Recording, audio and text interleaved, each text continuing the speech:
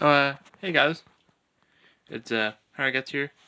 Hey Jake, how are you? There's my dog. Hey, come on, man.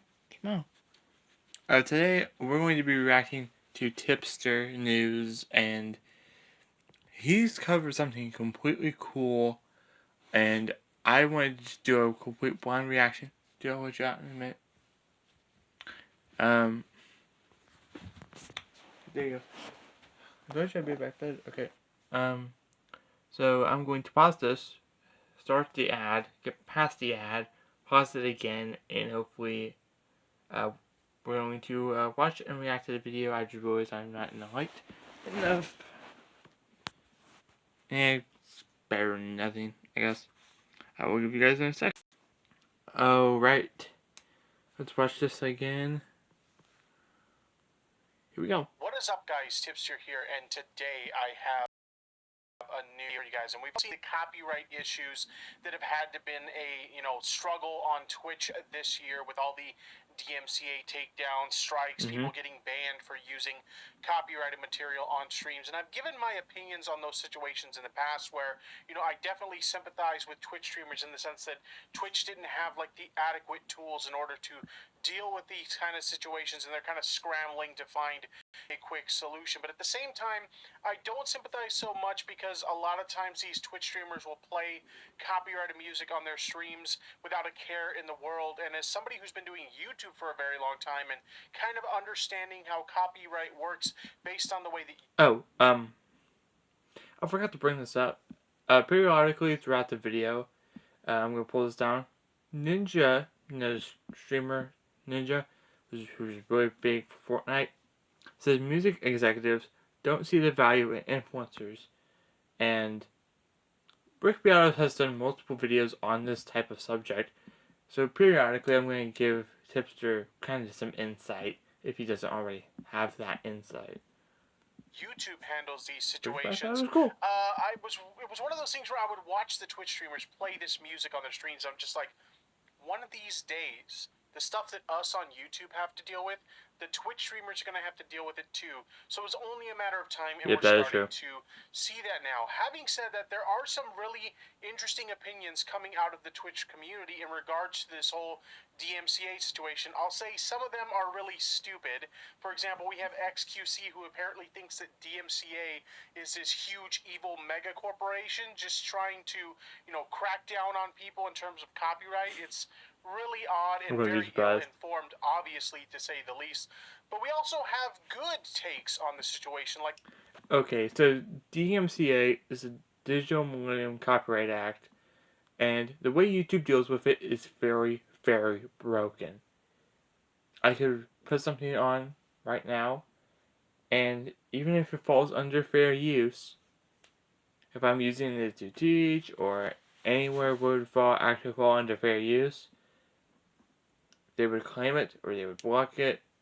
And if I try to repeal it, I don't have that ability right now, but if I was to try to repeal it or dispute it,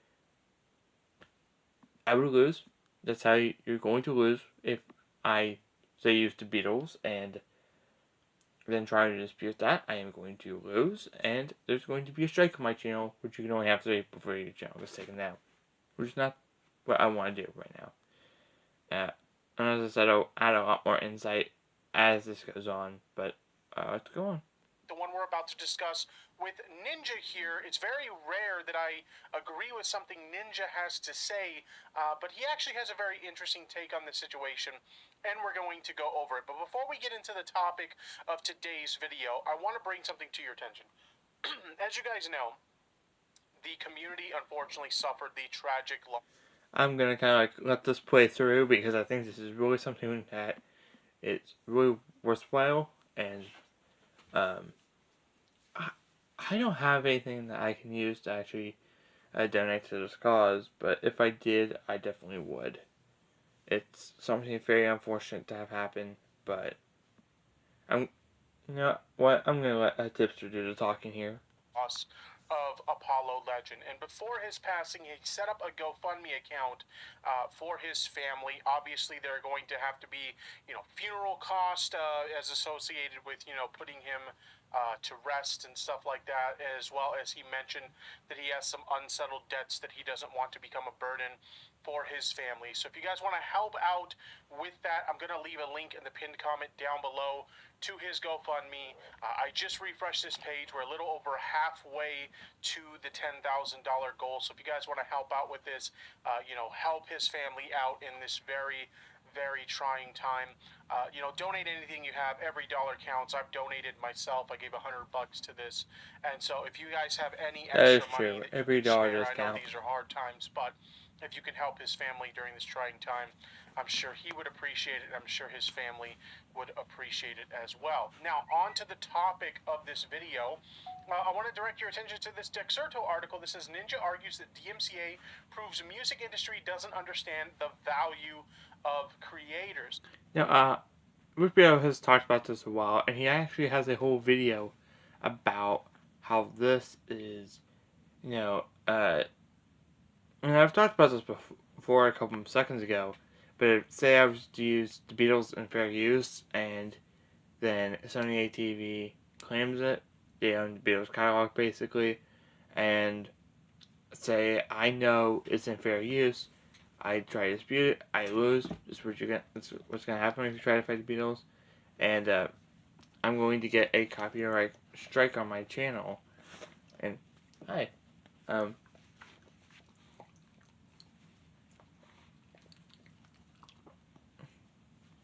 hey boy. As I said before, hi.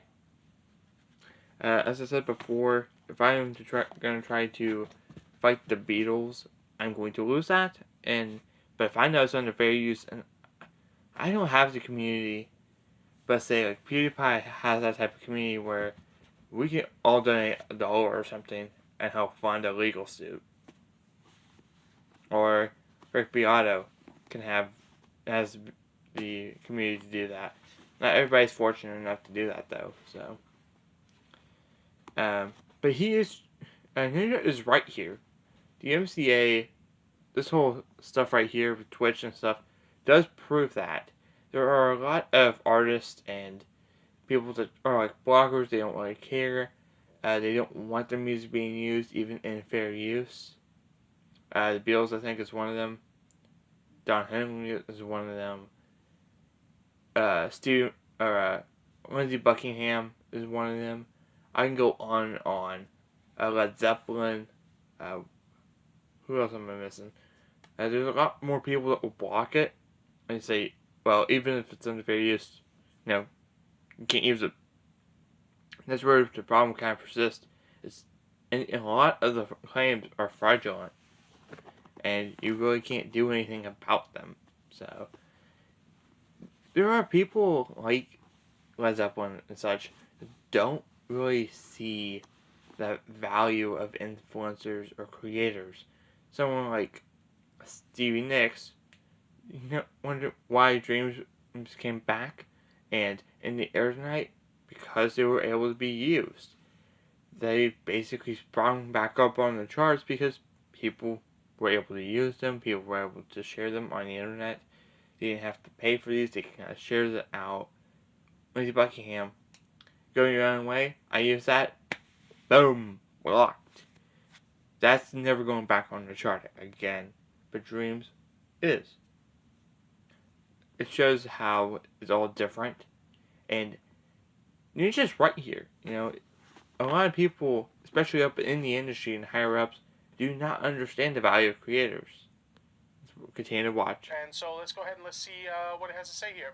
As Twitch streamers navigate the Digital Millennium Copyright Act, Ninja argues that the music industry doesn't recognize the value of content creators as much I basically just said that. Yes, that is right. Before we get into the full breadth of this article, I can kind of understand what he means. Is it technically copyright infringement to do what gamers do when they do these Let's Play videos or these streams or whatever? It could be argued that they do actually infringe on the copyright. I looked this up the other day. Technically, if you do not have a permission, yes, that can be considered infringement. But fair use law exists, which says if I'm using it for a purpose that is covered under fair use, I can technically, use it. I just can't, make money off of it or such. So, and a lot of these laws are getting more and more cracked down. Basically, are saying fair use doesn't exist anymore. Just forget it does exist, which shouldn't happen, but it's the case. Of these companies, you have to understand that this is like an unprecedented area. Even though like people have been doing Let's Plays for a long time, there's no legal precedent sets for this. Is this fair use? Is this not fair use? Etc. Etc. It kind of operates in a gray area, and it seems like for the most part, the game developers are allowing this kind of behavior to continue because they see value in it. If Ninja plays Fortnite, that is honestly going to translate to a lot of people in his audience playing Fortnite, which is extremely valuable to these companies. And he's bringing something perfectly up here. Music, if you use it and you allow creators to use it, especially in fair use, like Rick Beato, for example. Could you stop doing that? Thank you. Oh yeah, if you let someone else do that, you're people that didn't know that ahead of time weren't alive to do that. Hey, Mr. Playful.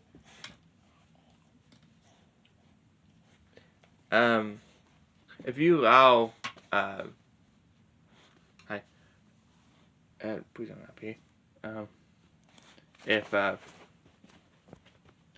If you allow people to use the music, people that weren't alive or didn't know the song ahead of time now know about it and can get it from your streaming services, can go buy the records, can do whatever. It doesn't always necessarily prove true, but that can happen. And people that do know about that song now have new appreciation for it. And let's watch what Tipster has to say. Actually, free marketing Why for about video dog? games. When somebody sees their favorite streamer or YouTuber playing a game, they're most likely going to try that game as well if they recommend that game or they seem to be enjoying every it. experience is a lot different of game for companies see the value in this, and I think Ninja's argument here is that the music industry should really see the value in this as well. Anyway, let's continue. With online content becoming more and more popular over the past year, music industry executives and government officials have joined together in trying to restrict free usage of record labels' properties. On November 2020, Twitch felt compelled to try apologizing for DMCA controversy as streamers and fans complained about the onslaught of suspensions and content deletion. Then in December 2020, North Carolina Senator Tom Tillis prompted massive Twitter backlash by pushing a bill that would punish DMCA strikes with felony jail time. We've talked about that in a previous video. There's a little bit of clarification. And as I said, a lot of this, these are fraudulent, are essentially and you can lose a lot of these. Websites. But having said that, I still express concern with the bill because due to the vague nature of its writing, it still can be used. The same problem that Article 13 had a while ago. That was like what, 2018? Target individuals. And yes, that is true. 2018, 2019. A lot of people don't realize that YouTube content creators and Twitch streamers often have like officially registered businesses, so they're not recognized as individuals anymore. They're recognized as organizations at that point, and so that's why I'm saying yes, it's true. This bill is not meant to target individuals, but having said that, it still potentially could affect your favorite content creators, which is why it's so very, very concerning. Anyway, let's continue. Now segueing into the new year, Tyler Blevins, known as Ninja, took some time during a Valorant stream to address confusion at the behalf of his chat. In a brief, impassioned clarification, the legendary streamer described how DMCA laws demonstrate the ignorance of music industry execs compared to those in the gaming industry.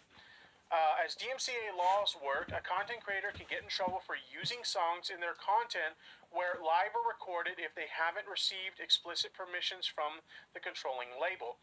In contrast, a fan in Ninja's chat wanted to know if using a video game's property for content could be punished similarly. In response, Ninja put forth a simple clarification. DMCA is everything to do with music, okay? And that's not exactly accurate. DMCA has to do with any copyrighted work, which does include video games, it includes movies, it includes, artistic works, it includes basically any kind of, copyrighted, work of any kind is protected under DMCA. Then he elaborated on why the valuation of content creators is at the heart of the difference in approach between the games and music industry. Having the rights to be able to stream video games, game companies understand, they realize the value that streamers and content creators bring, and they don't try to monetize off of it, and that's the difference between the music and gaming industry. Oh, It sure. goes on to state that as Ninja posits, Nintendo. game companies recognize that allowing their titles to be used by streamers and content creators is of value to them and already and not worth trying to monetize further. This is likely because they see the content as free publicity, which is true. Therefore, freeing up some marketing budget and don't want to restrict said creators. Similarly, the music companies want to monetize any and all usage of their properties as much as possible. Ninja's argument seems to suggest that by attempting to be so restrictive, those companies are ignoring the value that content creators are offering them. And like I said, I actually agree with Ninja on this point. It can be extremely valuable if these companies Rick Beato has done multiple videos on this subject. Oh, and there's an ad. But he's right there. As Tipster said, I don't agree with everything Ninja says, but he's right there. It's free publicity, and if I get in the industry, that's one of the things I want to change, because it's basically controlled by a bunch of greedy guys. As cool as I think it would be for the music companies to work with streamers, say for example, I don't know, Post Malone puts out a new album and he comes to Ninja or the record execs, that help him create his content, comes to Ninja and says, hey, we got a new album coming out and we want to premiere it on your stream. For the next week or so, you want to play Post Malone's new album on your stream?